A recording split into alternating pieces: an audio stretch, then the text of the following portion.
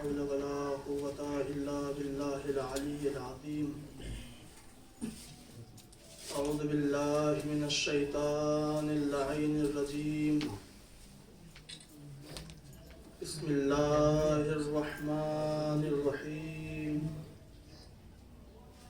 الحمد لله رب العالمين، والصلاة والسلام والتحية والإكرام على النبي الأمي المكي المدني القرشي الهاشمي الأفتحي التهامي سيد المرسلين خاتم النبيين رحمة للعالمين راحة العاشقين شمس العارفين سراج السالكين محب الفقراء والغرباء والمساكين نبي الحرمين امام القبلتين وسيلتنا في الدارين صاحب قابا وقوسين محبوب رب المشرقين والمغربين جد الحسن والحسين أبي القاسم محمد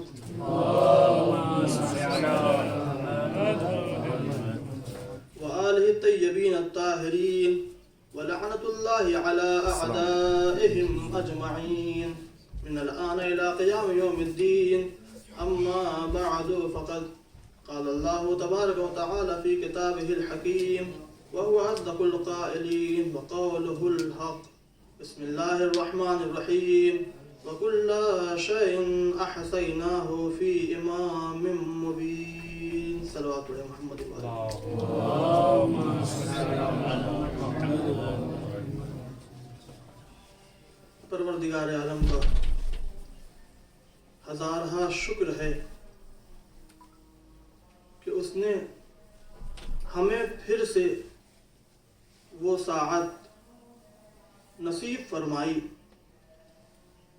کہ جو ایسی ساعت ہے کہ جس کے جیسی کوئی ساعت نہیں، حتیٰ کہ یہ ایسے لمحے ہیں انفاسکم فیہ تسبیح نومکم فیہ عبادہ، سانس لینا تسبیح میں شمار ہوتا ہے، اور اگر انسان کوئی کام کر نہیں سکتا، کوئی عبادت کو انجام دیتے دیتے اسے نیند آ جائے اور وہ سو جائے تو یہ سو جانا بھی عبادت شمار ہوتا ہے۔ لہذا پروردگار عالم نے ہمیں پھر سے یہ ساعت، یہ مہینہ، برکتوں والا مہینہ، رحمتوں والا مہینہ، مغفرتوں والا مہینہ پھر سے ہمارے نصیب میں لکھ دیا۔ لیکن اس نے تو لکھ دیا ہے، اس کے بعد ہماری ذمہ داری ہے کہ جتنی رحمتیں پروردگار عالم کی جانب سے ہم پر سایہ فگر ہے ان سب کو ہم قبول کرنے کی صلاحیت بھی رکھتے ہوں۔ اور اس کے ساتھ ساتھ اس مہینے کی خصوصیت یہ ہے من تلا فیہ آیتن اجرا من یختم القرآن۔ رسول اسلام کا ارشاد گرامی ہے کہ اگر اس مہینے میں کوئی انسان صرف ایک آیت قرآن کریم کی صرف ایک آیت کی تلاوت کرتا ہے تو بقیہ مہینوں میں، دوسرے مہینوں میں اگر انسان پورا قرآن مکمل اس کی تلاوت کرتا ہے تو اس کے مکمل قرآن کا ثواب اس مہینے میں ایک آیت کا ثواب دونوں برابر ہو جاتے ہیں۔ صلوات علی محمد و آل محمد پہ۔ اللہم صلی علی محمد و آل محمد۔ مجھے بھی علم ہے کہ ماشاءاللہ آپ سب روزے سے ہیں، اللہ آپ کو سلامت رکھے اور ان تمام مومنین کو سلامت رکھے کہ جنہوں نے اس مجلس عزا کا انعقاد کیا ہے۔ جیسا کہ میں نے قرآن مجید کے سورہ یاسین کی ایک آیت کا ٹکڑا، ایک آیت کا جز آپ کے سامنے پیش کیا۔ پروردگار عالم کا ارشاد گرامی ہے وَكُلَّ شَيْءٍ أَحْصَيْنَاهُ فی امام مبین، کہ ہم نے ہر شے کا احصا کر دیا ہے امام مبین میں. اور تمام مفسرین، تمام مورخین، ہر کتاب لکھنے والا وہ اس بات سے اتفاق رکھتا ہے کہ یہاں پر امام مبین سے مراد مولائے کائنات علی ابن ابی طالب علیہ الصلوۃ والسلام ہیں. صلوات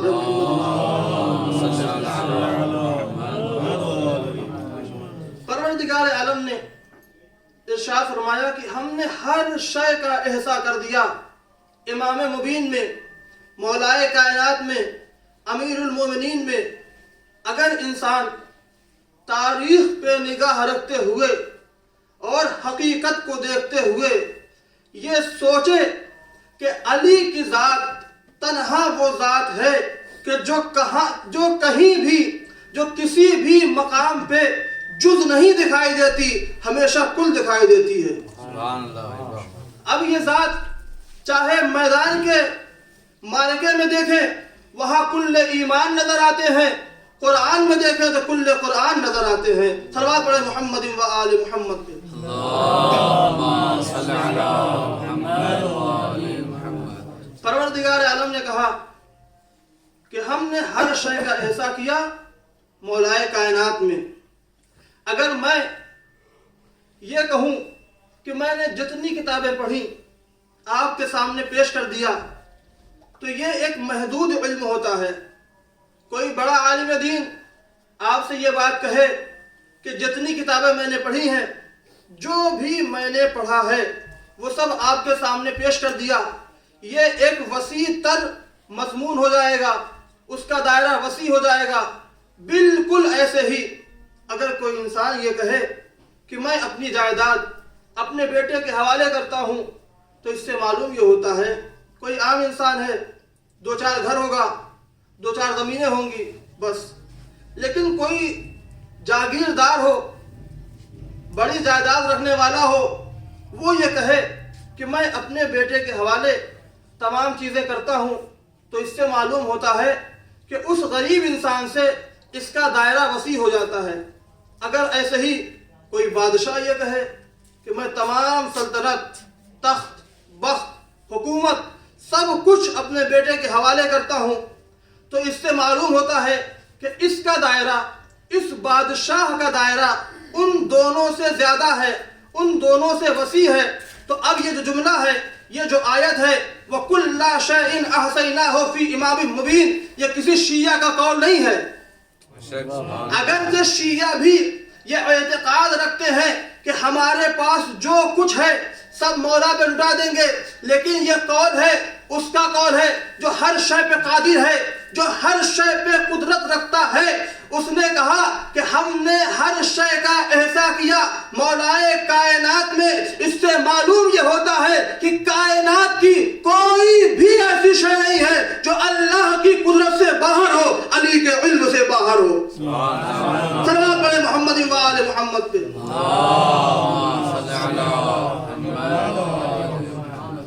کوئی بھی شے اللہ کی قدرت سے باہر نہیں ہے اور علی کے علم سے باہر نہیں ہے.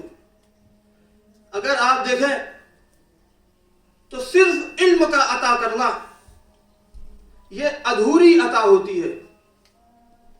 علم کے ساتھ ساتھ اختیار بھی ہونا چاہیے. جیسے مثال کے طور پہ آپ کہیں پہ جائیں، کسی کے گھر مہمان ہو اور وہ یہ کہے کہ بھائی جان یہ جا نماز ہے، نماز نہ پڑھیے گا، یہ بستر ہے اس پہ آرام نہ کیجیے گا، یہ پانی ہے اسے استعمال نہ کیجیے گا. اگرچہ وہ علم دے رہا ہے کہ یہ جا نماز ہے، یہ بستر ہے، یہ پانی ہے، لیکن اگر وہ اختیارات کو روک لیتا ہے تو آپ یہی کہیں گے یہ کیسی میزبانی ہے، یہ عجیب شخص ہے. یعنی معلوم یہ ہوتا ہے کہ علم کے ساتھ ساتھ اختیار بھی ہونا چاہیے. تو جس اللہ نے علی کو علم عطا کیا ہے اسی اللہ نے علی کو ولی بھی بنایا ہے. اس نے علم عطا کیا کہ سورج کی حقیقت کیا ہے، اختیار دیا جب چاہے پلٹا دیتے ہیں. صلوات پڑھیں محمد و آل محمد پہ.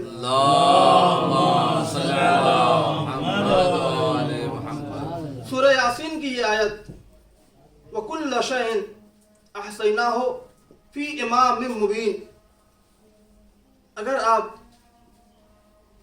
دنیاوی اعتبار سے کہ جو دنیا میں رائج ہے اور اس کے ساتھ ساتھ تاکید بھی ہے کتابوں میں کہ جب انسان کا عالم نزا ہو، حالت احتضار میں ہو، تو تاکید یہ کی جاتی ہے، بلکہ مستحب یہ ہے کہ اس کے سامنے سورہ یاسین کی تلاوت کی جائے۔ پروردگار عالم نے سورہ یاسین کے لیے جو اللہ کا یہ سورہ ہے، اس سورے کو حالت نزا میں جب انسان ہوتا ہے اس کے سامنے تلاوت کی جاتی ہے اس سورے کی، تو شاید اس کا ایک راز یہ بھی ہو، جہاں تمام راز ہیں، تمام اسرار ہیں، وہیں پہ ایک راز یہ بھی ہو کہ اگر انسان اس کائنات سے جا رہا ہے تو جائے، لیکن جاتے جاتے امام کا تذکرہ سنتا چلا جائے۔ سبحان اللہ۔ لہذا اگر آپ غور کریں، اللہ نے کہا وَكُلَّ شَيْءٍ أَحْصَيْنَاهُ فِي إِمَامٍ مُبِينٍ، متعدد احادیث بھی امام کی طرف اشارہ کرتی ہیں۔ رسول اسلام نے کیا کہا کہ جو شخص اپنے زمانے کے امام کو پہچانے بغیر مر جاتا ہے اس کی موت جاہلیت کی موت ہوتی ہے۔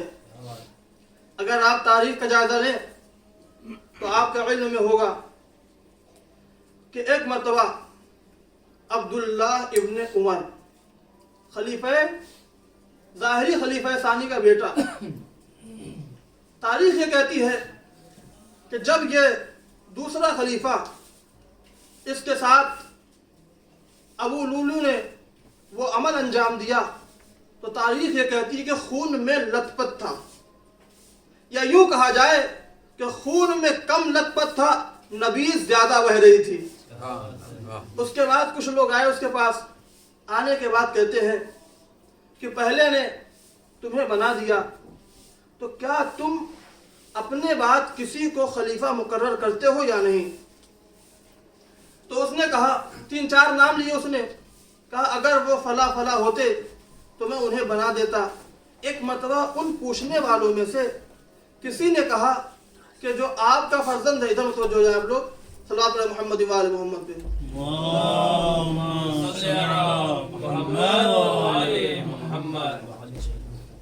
تو جب یہ سوال کرنے والے سوال کر رہے تھے تو اس میں سے کسی نے کہا کہ آپ کا فرزند عبداللہ کیا اس بات کی لیاقت نہیں رکھتا کہ اسے آپ کے بعد خلیفہ بنایا جائے؟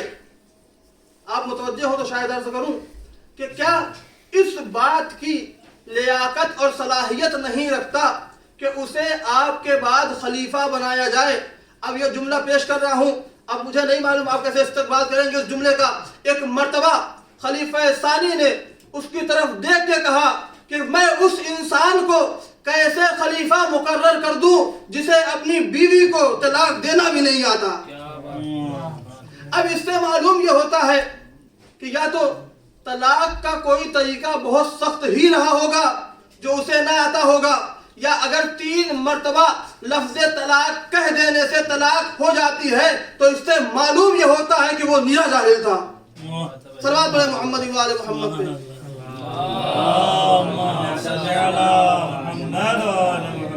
یہی عبداللہ ایک مرتبہ اس نے کیا دیکھا، حجاج ابن یوسف کی حکومت ہے، وہ سربراہی کر رہا ہے حجاز میں۔ اس نے دیکھا کہ عبداللہ ابن زبیر کو حجاج ابن یوسف نے مار کے اس کو قتل کر کے چوراہے پہ لٹکا دیا ہے۔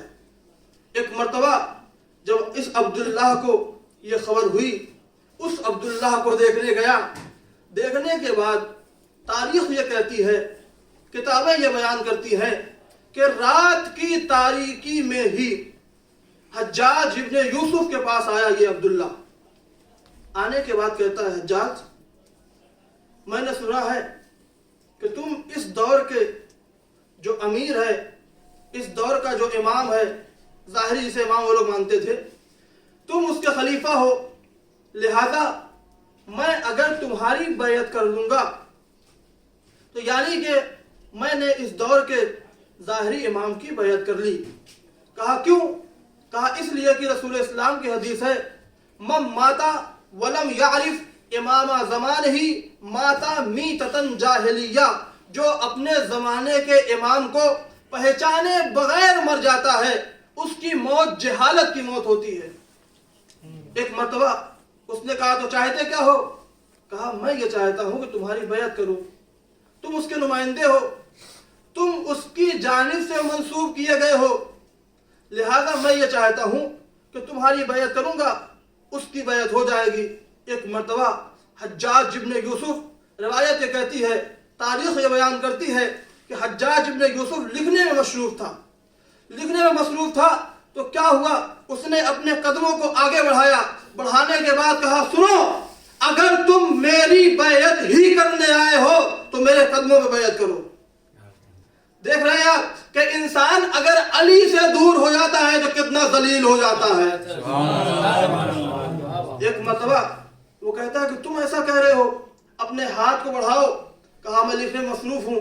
ایک مرتبہ وہ کہتا ہے کہ چلو جاؤ تم کل آ جاؤ۔ وہ کہتا ہے حجاج اگر میں کل اور اس ٹائم کے وقت کے درمیان، ان دونوں وقتوں میں، اگر یہ وقت اور کل کا وقت جب میں آؤں گا اس درمیان اگر میری موت ہو گئی تو پھر میرا کیا ہوگا؟ میں چاہتا یہ ہوں کہ ابھی تمہاری بیعت کر لوں۔ ایک مرتبہ حجاج نے اپنی نظروں کو اٹھا کے دیکھا اور کہا یہ بتاؤ تم رسول کی حدیث کی بنا پہ آئے ہو یا عبداللہ ابن زبیر کو دیکھ کے آئے ہو؟ وہ کہتا ہے نہیں، میں عبداللہ ابن زبیر کو دیکھ کے نہیں آیا، میں نے دیکھا ہے لیکن اس کے مطابق نہیں آیا، میں رسول کی حدیث کے مطابق آیا ہوں تاکہ اپنے زمانے کے امام کی پہچان حاصل کر لوں۔ ایک مرتبہ حجاج نے نظروں کو اٹھا کے کہا کہ سنو، اگر تم رسول کی حدیث کے مطابق ہی آئے تھے تو اس وقت کہاں مر گئے تھے جب علی کو مولا بنایا جا رہا تھا؟ صلوات پڑھیں محمد و آل محمد پہ۔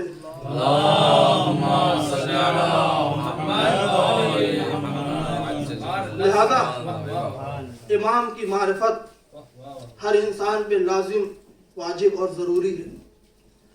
متعدد احادیث اور روایات اس بات کی طرف متوجہ کرتی ہیں۔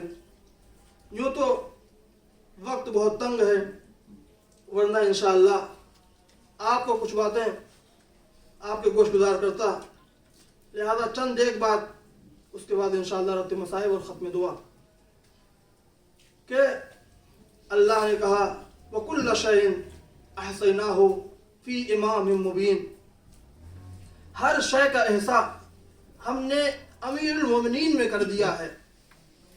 اگر آپ دیکھیں تاریخ آپ کی نظروں کے سامنے ہو تو آپ کو پتا ہوگا کہ جناب سلیمان نبی ہے، وہ گزر رہے ہیں، ایک وادی میں پہنچے، کیا دیکھا کہ وہاں پہ چیونٹیاں تھیں، چیونٹیوں نے اپنے اپنے ساتھیوں کو اور ان کے سردار نے اپنے اپنے لشکر والوں کو یہ کہا کہ سنو، اپنے اپنی بلوں میں چلے جاؤ، اپنے اپنے گھروں میں چلے جاؤ، کیونکہ سلیمان اور سلیمان کا لشکر آ رہا ہے، نبی سلیمان آ رہے ہیں اور ان کا لشکر آ رہا ہے۔ تاریخ یہ کہتی ہے اور قرآن بھی اس بات کا شاہد ہے کہ انہوں نے یہ دیکھا کہ صرف نبی اللہ نہیں آ رہے ہیں بلکہ جنودہ، ان کا لشکر بھی آ رہا ہے۔ تو یعنی کہ معلوم یہ ہوتا ہے کہ اگر تنہا نبی اللہ آتے تو وہ اعلان نہ کرتا۔ کیوں؟ کیونکہ اسے پتا ہے کہ نبی معصوم ہوتا ہے، نبی معصوم ہوتا ہے۔ یہ جنودہ کا کہنا یہ نہ معلوم کس حیثیت سے یہ چوٹیاں بات کر رہی تھی کہ انہیں پتا تھا کہ صحابی معصوم نہیں ہوا کرتے، کہ صحابی معصوم نہیں ہوا کرتے۔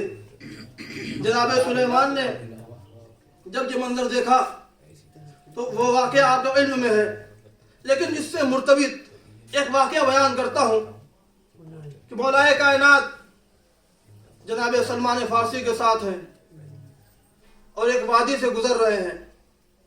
گزرتے گزرتے انہوں نے دیکھا کہ وہاں پہ چونٹیاں موجود ہیں. جناب سلمان فارسی نے کہا تمام تعریفیں اس اللہ کے لیے کہ جو ان چیونٹیوں کی تعداد جانتا ہے, ان کی عدد جانتا ہے. ایک مرتبہ مولائے کائنات متوجہ ہوئے. متوجہ ہونے کے بعد کہتے ہیں سلمان ایسا نہ کہو. کہا مولا پھر کیا کہوں؟ کہا سلمان یہ کہو تمام تعریفیں اس اللہ کے لیے کہ جو ان چیونٹیوں کا خلق کرنے والا ہے. سبحان اللہ. یہ ہم اور آپ ہوتے نہ معلوم سمجھتے یا نہ سمجھتے, لیکن سلمان سمجھ گئے. کہتے ہیں مولا کیا آپ کو ان کی تعداد معلوم ہے؟ سبحان اللہ. کہا سلمان تعداد تو تعداد, میں یہ بھی جانتا ہوں ان میں نر کون ہے مادہ کون ہے, حتیٰ کہ میں یہ بھی جانتا ہوں کس کو رزق مل چکا ہے کسے ملنے والا ہے. ایک مرتبہ جناب سلمان نے کہا مولا میں یہ چاہتا ہوں کہ محسوس کروں کہ یہ کیا آواز دے رہی ہے. آپ محسوس کریں کہ جناب سلمان فارسی نے کیا کہا تھا کہ اللہ کی تعریف ہے کہ وہ جانتا ہے کہ ان کی تعداد کیا ہے. مولائے کائنات نے کہا کہ ایسے تعریف کرو کہ اس اللہ کی تعریف ہے, اس اللہ کی تمام حمد و ثنا ہے کہ جس نے انہیں پیدا کیا ہے. یعنی معلوم یہ ہوتا ہے کہ جناب سلمان فارسی مولا علی کی منقبت پڑھتے پڑھتے حمد پڑھنے لگے تھے. صلوات پڑھے محمد و آل محمد پہ.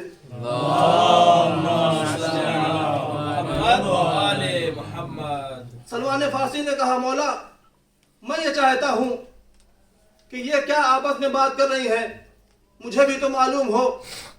تاریخ یہ کہتی ہے کہ ایک مرتبہ مولائے کائنات نے اپنا دست اعجاز آگے بڑھایا, سلمان محمدی کے چہرے پہ پھیرا, یا یوں کہا جائے کہ ید اللہ نے چند لمحوں میں سلمان کو فخر سلیمان بنا دیا.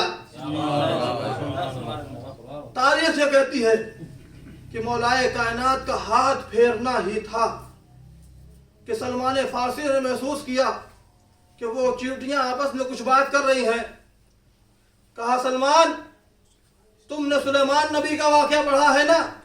کہا ہاں مولا مجھے معلوم ہے, میں نے قرآن میں پڑھا ہے, رسول اسلام سے سنا ہے. کہا یہ بتاؤ یہ چیونٹیاں کیا بیان کر رہی ہیں, یہ آپس میں کیا کہہ رہی ہیں؟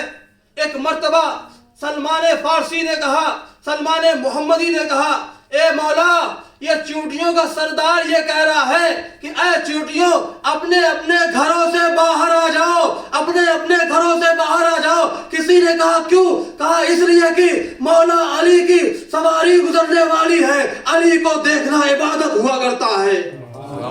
صلوات پڑھے محمد و آل محمد پہ.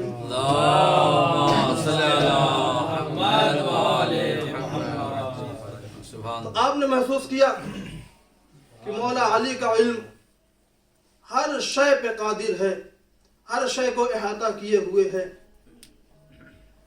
مولا متقیان کو پتا ہے, اتنا علم ہے کہ چیونٹیوں تک کے بارے میں بھی علم ہے.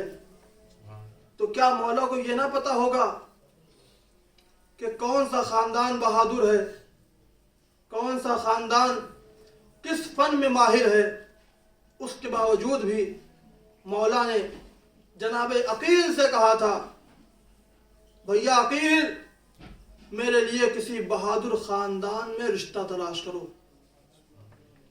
تاریخ آپ کو پتا ہے, بس چند لمحے مصائب کے اور اس کے بعد ختم دعا. تاریخ یہ بیان کرتی ہے کہ جسے مولائے کائنات نے نماز شب میں مانگا تھا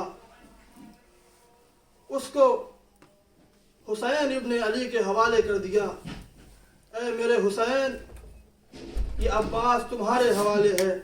بس آخری جملے روایت بیان کرتی ہے, علماء بیان کرتے ہیں کہ جناب زینب اولیاء مقام علی کی لاڈلی بیٹی علی کی بیٹی کا جو پردہ تھا وہ عباس ابن علی تھے. کیوں؟ وجہ کیا ہے؟ علماء نے بیان کیا کہ جب یہ قافلہ مدینے سے چلا ہے نا، مولا عباس سے ان کی والدہ نے وعدہ لیا تھا، اے میرے لال عباس، زینب کا پردہ سلامت رہے. روایت بیان کرتی ہے، تمام مرحلے کو چھوڑتے ہوئے روایت بیان کرتی ہے کہ ایک مرتبہ جب شام غریبہ آئی ہے نا، روایت نے لکھا حمید ابن مسلم آگے بڑھا. آگے بڑھنے کے بعد کیا دیکھتا ہے کہ ایک بچہ ہے جلتے ہوئے خیام سے باہر نکلنا تھا. اس کا جو رخ تھا وہ فرات کی سمت تھا. حمید ابن مسلم نے کہا کہ میں نے چاہا کہ میں دیکھوں یہ بچہ کہاں جا رہا ہے. حمید ابن مسلم کہتا ہے، راوی بیان کرتا ہے، میں نے دیکھا کہ یہ بچہ اپنے چھوٹے چھوٹے قدموں سے دھیرے دھیرے آگے بڑھا، فرات کی سمت گیا، ایک لاشے کے قریب رک گیا جس کے بازو سلامت نہیں تھے. وہ بچہ لاشے کو حرکت دے دے کے کچھ بیان کر رہا ہے. راوی کہتا ہے میرے دل میں آیا کہ میں بھی تو سنوں یہ کیا بیان کر رہا ہے. راوی نے اپنا کان رکھا اور کیا سنا؟ وہ بچہ کہہ رہا تھا، اے عباس، تم یہاں ترائی پہ سو رہے ہو، زینب بے مدنہ و چادر ہو گئی ہے. اللہ الظالمین سيعلم الذين ظلموا أي جنب